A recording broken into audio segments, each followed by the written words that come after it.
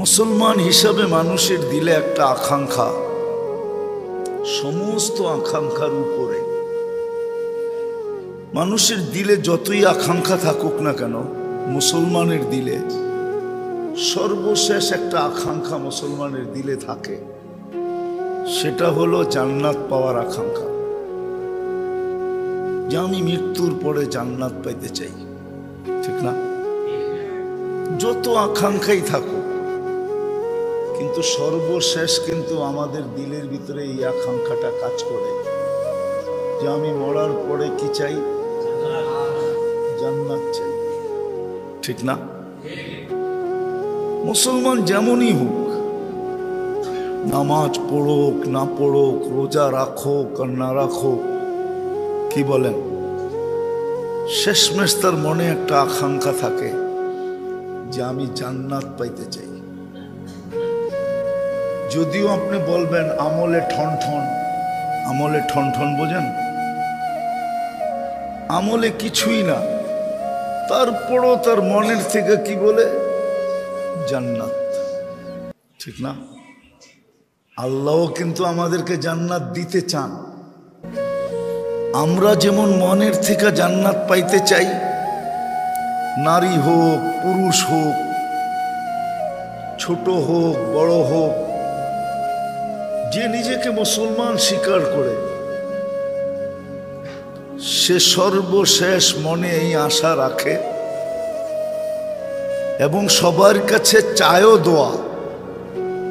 শুধু সে চায় না, তার পরিবারও চায়, ছেলে পেলেও চায় যে দোয়া করেন আব্বা যেন জান্নাত মিলে। আল্লাহও আমাদেরকে জান্নাত দিতে চান। আমার কথায় কিন্তু সুর হবে না, মনোযোগী না হইলে কথা বুঝে আসবে না। আল্লাহও আমাদেরকে জান্নাত দিতে চান। আল্লাহ যদি জান্নাত দিতে না চাইতেন তাহলে আমাদেরকে প্রথম তো মানুষ হিসাবে অস্তিত্ব দিতেন না। জান্নাতে একমাত্র মানুষ যাবে। কে যাবে? কি অন্য প্রাণীও যাবে? মানুষ জান্নাতে যাবে। আচ্ছা, মানুষ বাদ দিলাম, আল্লাহ যদি জান্নাত দিতে না চাইতেন তাহলে আমাদেরকে কখনো মুসলমানের ঘরে অস্তিত্ব দিতেন না।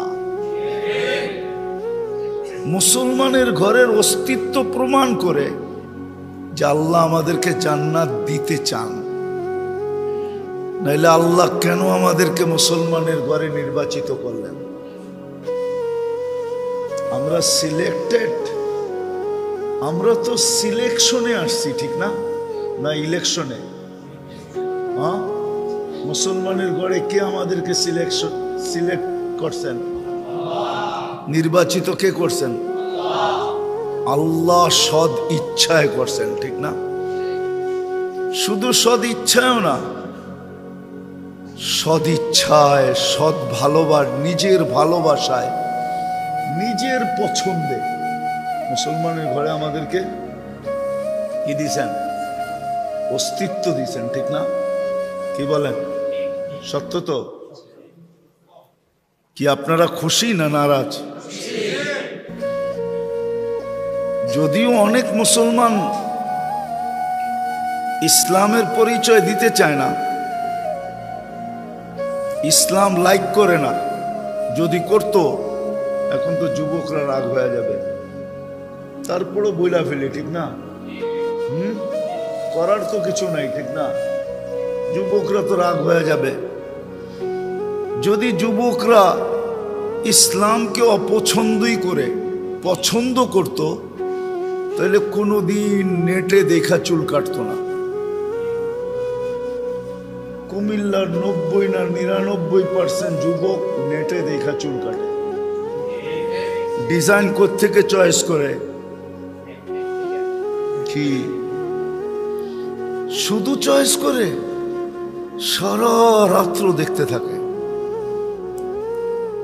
যখন চোখ গোলায়া যায় তখন এমন একটা ডিজাইন পছন্দ হয়, ওটাকে আবার স্ক্রিনশট দেয়, তারপরে সেলুনে নেওয়া যায়। সেলুনওয়ালা দেখতে দেরি, মুরগা পাইতে দেরি করে না। 50 টাকার চুল 500 টাকা দিয়ে কাটায় আসে। হইতে পারে এখানে কেউ আছে যে এই ঈদে 1000 টাকা দিয়ে চুল কাটাইছে, ঠিক না? সাধারণ চুল কাটতে কয় টাকা লাগে? বোঝা গেল তুমি ইসলাম লাইক করো না, পছন্দ করো না। যদি করতা তাহলে ইসলাম কি চুল কাটার বিধান দেয় না? কোরআন তো বলে মুহাল্লিকিন আর রুউসাকুম ওয়া মুকাসসিরিন, চুল কিভাবে কাটবে কোরআন এটা শিখাইছে। আচ্ছা কোরআন বাদ দিলাম, আমাদের নবীজি কি চুল কাটার ডিজাইন আমাদেরকে দেন নাই? না দেন নাই? হ্যাঁ দিছে। তাহলে আমি নবীর ডিজাইনে তো চুল কাটলাম না। নবীর ডিজাইনের চুল কাটা তো 50 টাকা লাগে। রাগ হয়েও না, বুঝাইতে চাইতেছি। তাহলে বোঝা গেল তুমি ইসলামকে পছন্দ করো না। যদিও আল্লাহ তোমাকে ভালোবাসা পছন্দ করা নিজের ইচ্ছায় মুসলমানের ঘরে অস্তিত্ব দিছে, এই জন্য যে তোমার সর্বশেষ আশাটা যেন পূরণ হয়। সর্বশেষ আশা আমি যেন জান্নাত পাই।